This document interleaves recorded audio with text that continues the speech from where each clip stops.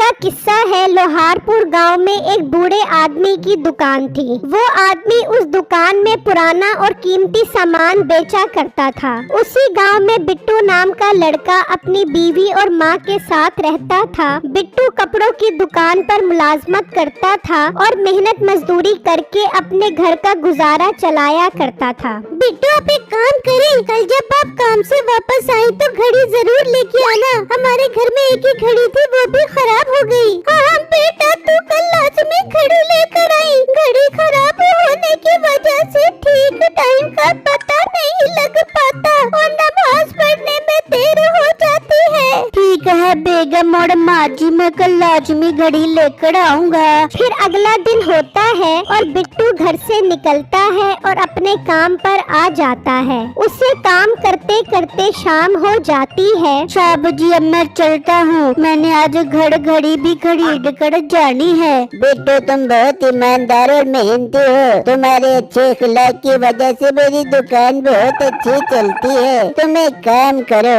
मैं तुम्हें पैसे देता हूँ, तुम मुझसे घड़ी खरीद लेना। साहब जी, आपका बहुत बहुत शुक्रिया। आप अगर मुझे घड़ी के पैसे दे दे तो मेरा मसला हल हो जाएगा। फिर बिट्टू दुकान मालिक से पैसे लेकर चला जाता है और उसी बूढ़े आदमी की दुकान पर आ जाता है। अंकल जी, क्या आपके पास कोई पुरानी और अच्छी घड़ी है? मैंने अपने घर के लिए खरीदनी है। हाँ बेटा, मिल जाएगी, मैं अभी दिखाता हूँ। फिर वो घड़ी दिखाता है और बिट्टू को वो घड़ी बहुत पसंद आ जाती है। अंकल जी, ये घड़ी ठीक तो चलेगी ना? हाँ बेटा, इसे बेफिक्र होकर ले जाओ, ये ठीक चलेगी। अगर फिर भी कोई मसला हो तो मेरे पास ले आना, मैं मुफ्त में ठीक कर दूंगा। वो तो ठीक है, पर अंकल इसकी कीमत तो बताए। बेटा, मैं अपनी दुकान पर सब सामान मुनासिब कीमत में बेचता हूँ। तुम 400 रुपए में ये घड़ी ले जाओ। फिर बिट्टू पैसे देकर वो घड़ी ले जाता है और घर आकर बेगम और माँ को घड़ी दिखाता है। वो घड़ी देखकर खुश हो जाते हैं। बिट्टू, मुझे तो यकीन ही नहीं आ रहा, आप इतनी खूबसूरत घड़ी सिर्फ 400 रुपए में ले आए। बेगम, ये घड़ी थोड़ी इस्तेमाल हुई भी थी, इसलिए सस्ती मिल गई। बेटा, बहुत अच्छी घड़ी है।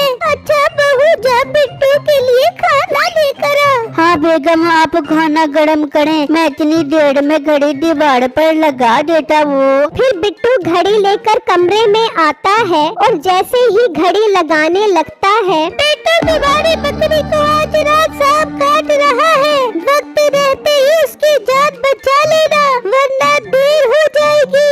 ये सुनकर बिट्टू बहुत डर जाता है और उसके हाथ से घड़ी भी गिर जाती है। ये सब क्या है? इस घड़ी से कैसे आवाज आई है? माँ जी, बेगम जल्दी आओ। छम्मो और माँ वहाँ पर आते हैं। बिट्टू उन्हें देखकर ये सब बताता है, जिसे सुनकर वो भी हैरान हो जाते हैं। बिट्टू, ये आप क्या कह रहे हो? ये घड़ी कैसे बोल सकती है? बेगम, मैं सच बोल रहा हूँ, हमें अपनी बकरी की हिफाजत करनी होगी। ऐसा ना हो सच में सांप हमारी बकरी को मार दे। बिट्टू बेटा, तू एक काम कर, रात पहरा दे, अगर सांप आए तो उसे मार दी। फिर रात होती है और बिट्टू पहरा देता है। अभी कुछ ही देर गुजरती है कि बिट्टू को अचानक सांप आता दिखाई देता है। बिट्टू जल्दी से डंडा लेकर आता है और उस सांप को मार देता है, जिससे उसकी बकरी की जान बच जाती है। फिर बिट्टू अंदर आकर सो जाता है और जल्द ही सुबह हो जाती है। बेगम, इस बकरी के चक्कर में मेरी नींद भी पूरी नहीं हुई। लेकिन बिट्टू, हमें इस बात का तो शुक्र अदा करना चाहिए कि हमारी बकरी सही सलामत है। हाँ बेगम, आप ठीक कह रही हो। अच्छा, मैं अब काम पर चलता हूँ। फिर बिट्टू काम पर आ जाता है और सारा दिन काम करता रहता है और शाम होते ही घर आ जाता है। फिर रात होती है तो फिर उसे उस घड़ी की आवाज आती है। बिट्टू, दुकान में आग लगने वाली है, अगर जल्द ही उसे ना बुझाया तो दुकान के सारे कपड़े जलकर राख हो जाएगी। ये सुनते ही बिट्टू घर से निकलता है और जल्दी से दुकान के पास आता है तो देखता है कि दुकान के एक कोने में आग लगी होती है। बिट्टू जल्दी से जाता है और उस आग को बुझा देता है। समझ नहीं आ रही ये क्या माजरा है। लगता है ये घड़ी आने वाले वक्त का पहले बता देती है। बिट्टू हैरान होता घर चला जाता है। इस तरह अगली रात को घड़ी से आवाज आती है, बिट्टू इस गाँव के चौधरी की सारी मुर्गियाँ कल सुबह तक मरने वाली है। उन्हें आज रात ही ज़िबा कर दो वरना नुकसान हो जाएगा।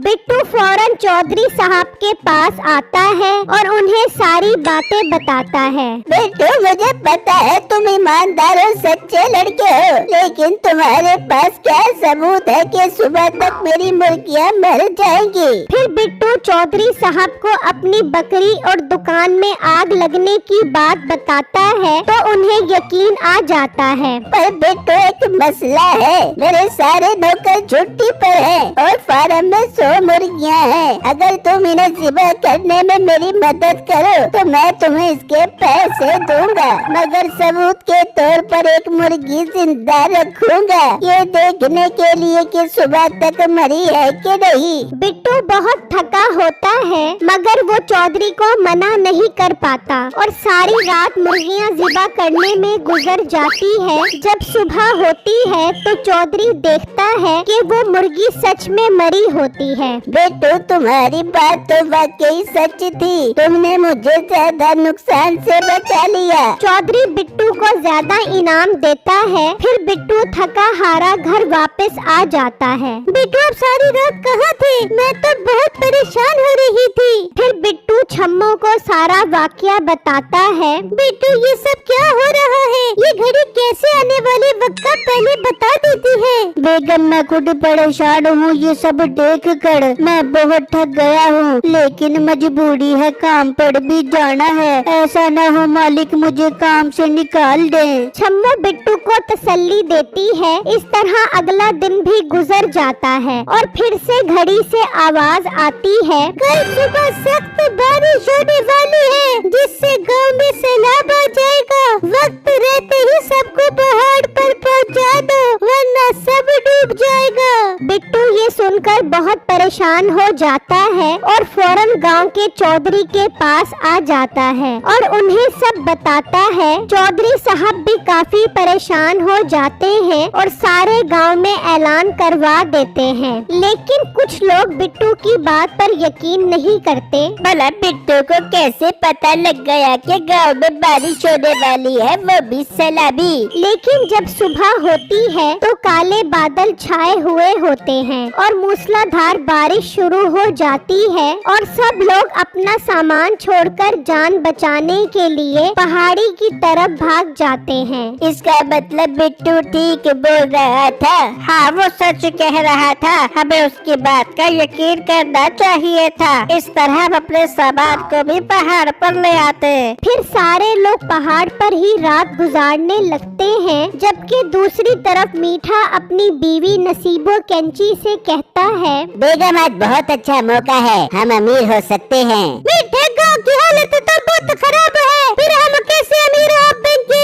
बेगम सारे लोग पहाड़ पर मौजूद हैं और इनका सारा सामान घर में मौजूद है। हम इनके घर से सारा सामान चुराएंगे और बाद में ये इल्जाम बिट्टू पर लगा देंगे। अरे वाह मेरे मीठे, क्या कमाल का आइडिया आया तेरे दिमाग में। फिर मीठा चुपके से पहाड़ी से उतरकर गांव की तरफ जाता है। बिट्टू पहले से बैठा पहरा दे रहा होता है। ये मोटा गेंडा जहाँ भी जाओ पहले से मौजूद होता है, मुझे खामोशी से काम करना होगा। मीठा खामोशी से पानी में उतरता है और घरों में घुसता है और सामान चोरी करता है। जैसे ही वो सामान उठाकर बाहर निकलता है तो उसे पानी में सांप नजर आते हैं। बचाओ बचाओ, ये बहुत खतरनाक सांप है, बचाओ, मैं आइंदा चोरी नहीं करूँगा।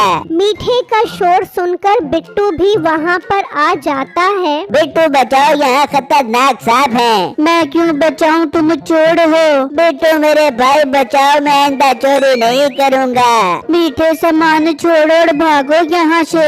फिर वो दोनों बड़ी मुश्किल से वहाँ से निकलते हैं और बिट्टू मीठे को पहाड़ पर ले आता है और सबको मीठे के बारे में उन्हें बताता है। मैं तो कहता हूँ मीठे को वही सांप के पास छोड़ाओ, वो इसे काट काट के मार देंगे। मीठे को क्या सजा देनी है इसका फैसला बाद में करेंगे। कुछ देर बाद बारिश रुक जाती है। गांव में सैलाब की वजह से कचरा फैला होता है। सब गांव वाले सुनो, मीठे और उसकी बीवी की ये सजा है कि गांव का सारा कचरा साफ करेंगे। बिट्टू कई दिनों से सोया नहीं होता, उसे बहुत गुस्सा आता है और वो घड़ी तोड़ देता है। बिट्टू आपने घड़ी क्यों तोड़ी? बेगम ये हमें आने वाले वक्त का बताती थी। हमारा ईमान है गैब का इल्म अल्लाह के पास है, हमें ऐसी किसी जादुई चीज की मदद नहीं लेनी चाहिए। कल जो होगा अल्लाह की मर्जी से होगा और बेहतर होगा। मैं इतने दिनों से सोया नहीं हूँ, अब सुकून से सो पाऊंगा। हाँ बिट्टू आप ठीक कह रही हो, अब आप सुकून से नींद पूरी करो ताकि दुकान पर काम ठीक से कर पाओ। फिर बिट्टू सुकून से सो जाता है और दूसरी तरफ मीठा और नसीबो गांव का कचरा साफ कर रहे होते हैं।